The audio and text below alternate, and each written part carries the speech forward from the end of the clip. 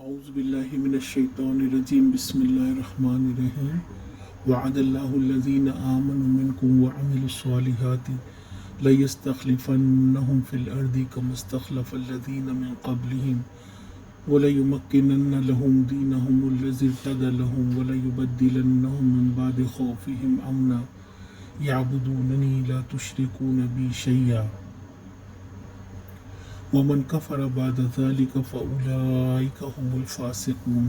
اللہ نے وعدہ فرمایا ہے تم میں سے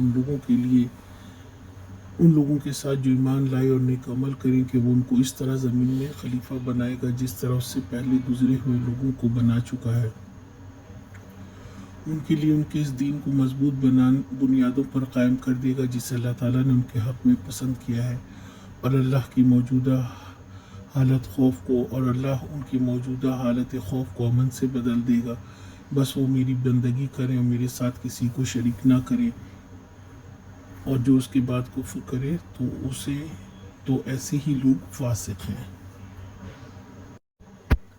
ایمان لا کر اچھے عمل کرنے والوں سے اللہ نے وعدہ کیا ہے کہ وہ ان کو زمین کی خلافت دیں گے جیسے پہلے لوگوں کو بنی اسرائیل کو دیا تھا، اور ان کے دین کو قوت دیں گے، لوگوں کا پسندیدہ دین بنائیں گے، سارا خوف و خطر دور کر کے امن و امان دیں گے، مگر یہ وعدہ مومنین کے لیے ہے۔